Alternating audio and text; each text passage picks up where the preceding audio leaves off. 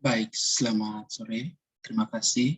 Pada kesempatan ini, perkenalkanlah nama saya Martinus Antonius Bae, dari mahasiswa dari Universitas Siber Asia, program studi akuntansi.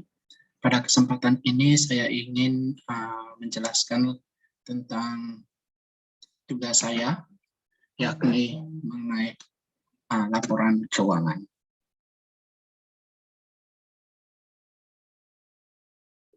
Kesempatan pertama, terima kasih kepada Ibu Yunusya yang telah memberikan kesempatan kepada saya untuk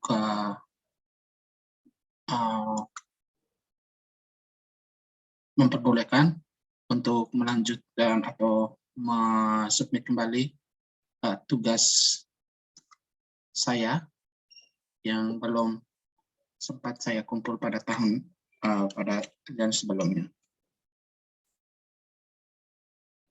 Baik,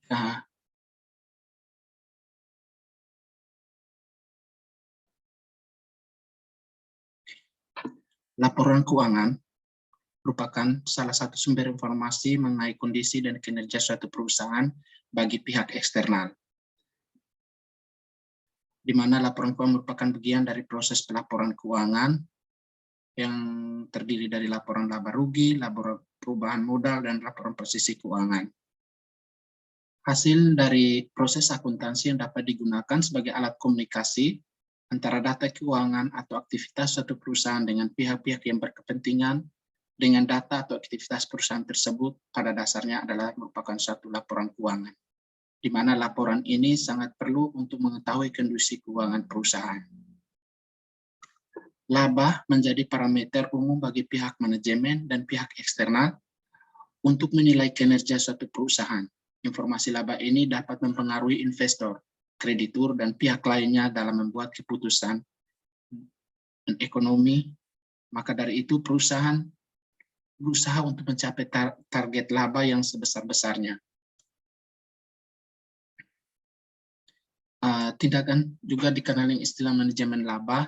Manajemen laba adalah suatu konsep yang dilakukan perusahaan dalam mengelola laporan keuangan supaya laporan keuangan terlihat memiliki kualitas. Oleh karena pentingnya laporan keuangan ini, manajemen mempunyai kecenderungan untuk melakukan tindakan yang dapat membuat laporan keuangan menjadi lebih baik. Dan menurut Prasetya, di tahun 2013, manajemen laba diartikan sebagai suatu proses untuk mengambil langkah-langkah yang disengaja dalam suatu batas-batas perizinan akuntansi yang berlaku umum. Pola pembentuk manajemen laba yaitu taking bath atau big bath dilakukan agar laba pada periode berikutnya menjadi lebih tinggi dan dari seharusnya. Hal ini dimungkinkan karena manajemen menghapus beberapa aktiva dan membeberkan perkiraan-perkiraan biaya mendatang pada periode sekarang. Yang kedua, income minimization yang dilakukan agar laba periode sekarang lebih rendah dari seharusnya. Ketiga, income maximization yang dilakukan agar laba periode sekarang lebih tinggi dari yang seharusnya. Dan yang keempat, income smoothing yang dilakukan agar laba pada suatu periode tidak terlalu berbeda dari laba periode sebelumnya dan atau periode berikutnya.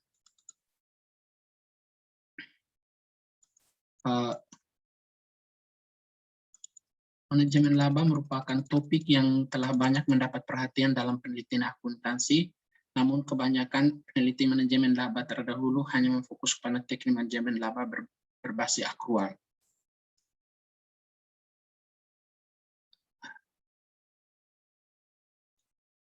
Baik, untuk lebih jelasnya,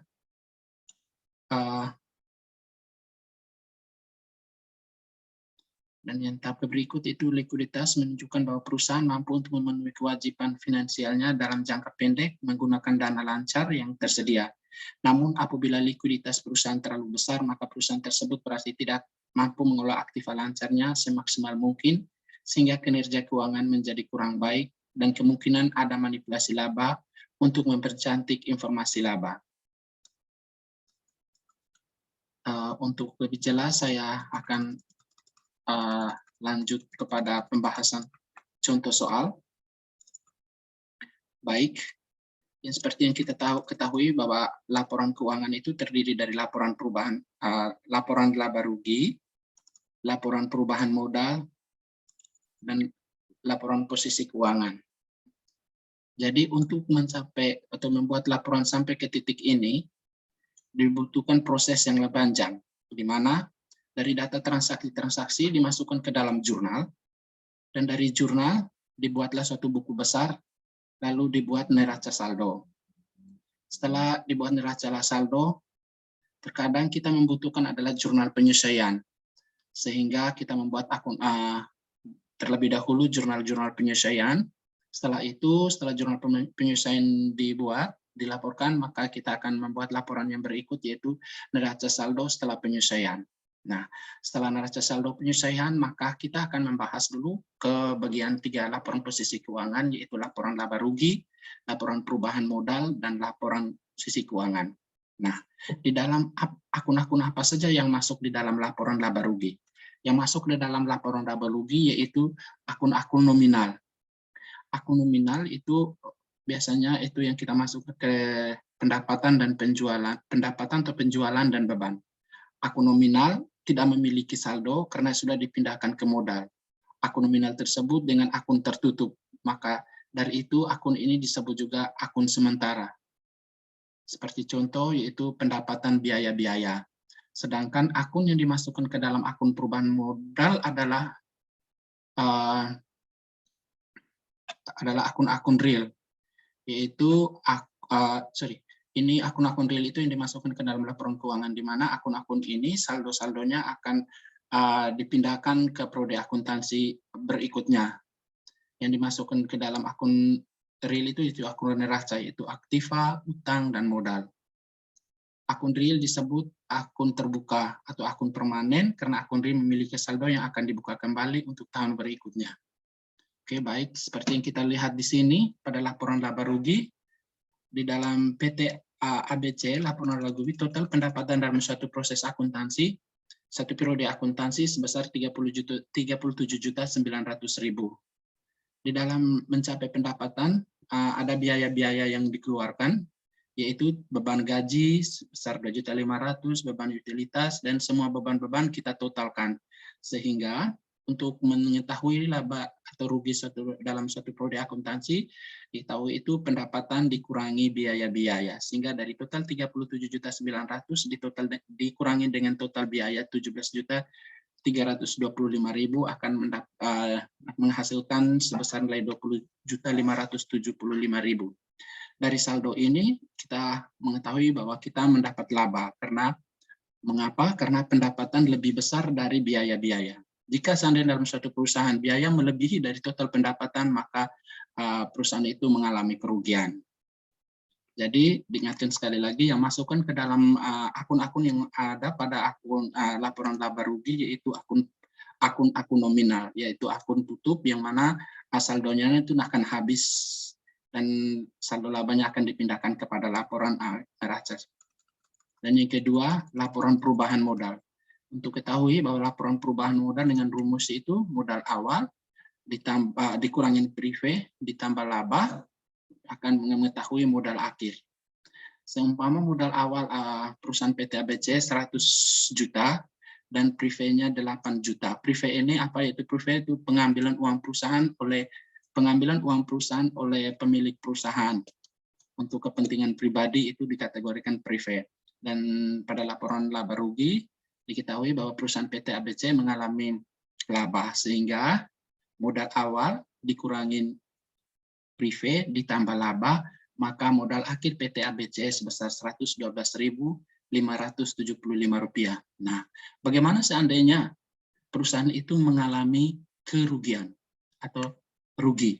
Jadi rumus pada perubahan modal ini, modal awal dikurangin prive dikurangin rugi, sehingga mendapatkan hasilnya hasilnya menjadi modal akhir dari perusahaan tersebut. Dan pada laporan posisi keuangan, di laporan posisi keuangan itu seperti yang kita ketahui bahwa ini adalah akun-akun yang bersifat real atau terbuka, di mana saldo-saldonya pada ini akan dibawa kepada laporan untuk tahun periode akuntansi berikutnya. Seperti yang ada di sini, yaitu aset. Kelompok aset ini terdiri dari kas, piutang, perlengkapan, iklan dibayar di muka, dan semua transaksi ini merupakan transaksi yang ada di dalam proses akuntansi, laporan akuntansi berikutnya, yaitu seperti yang saya jelaskan di depan, di mana ini kebetulan saya langsung kepada membuat langsung kepada laporan keuangan, tidak melalui tahapan seperti pembuatan jurnal, input ke buku besar, dan posting ke neraca saldo sebelum penyesuaian. Ini saya mengambil secara garis besar. Saya tidak menjelaskan atau memaparkan di sini proses pencatatannya dari penjurnalan, pembuatan buku besar, sehingga langsung tampil pada laporan posisi keuangan. Di sini dari tahun periode akuntansi ini tercatat kasnya sebesar 42 juta sekian, piutang, kas, sehingga di hasil akhir kita mengetahui total asetnya sebesar 252.675. Liabilitas ini itu utang. Itu utang usaha sebesar 110 juta, pendapatan diterima di muka dalam periode akuntansi yang dibuat atau disusun itu sebesar 10 juta, dan utang bunga itu 100.000, sehingga mendapatkan total liabilitas sebesar 140.100.000 rupiah. Ekuitas modal akhir ini yang kita ambil dari laporan perubahan modal, saldonya diambil dari laporan permodal itu 112 juta. Jadi dari laporan posisi keuangan ini diketahuilah bahwa perusahaan ini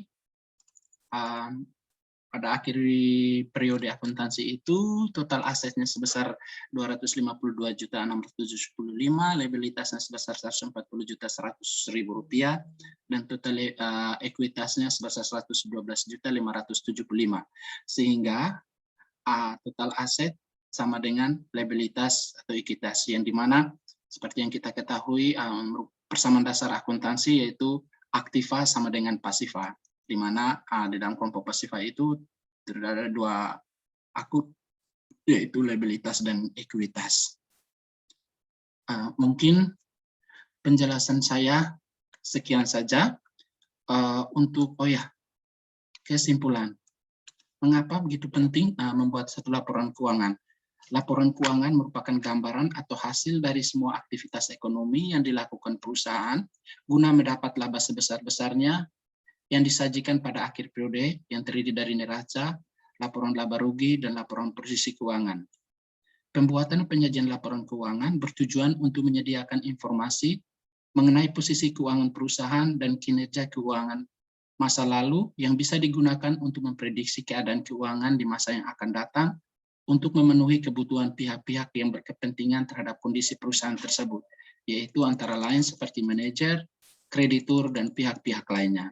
Dan yang kedua, laporan keuangan merupakan salah satu sumber informasi yang penting bagi sebagian besar pemakai laporan keuangan, akan tetapi harus diproses terlebih dahulu agar mendapatkan hasil yang akurat, sehingga dapat membantu pihak-pihak yang berkepentingan dalam mengambil keputusan yang berhubungan dengan perusahaan, yaitu dengan melakukan analisis terhadap laporan keuangan tersebut menggunakan rasio keuangan. Baik, terima kasih dari saya. Sekian dan terima kasih.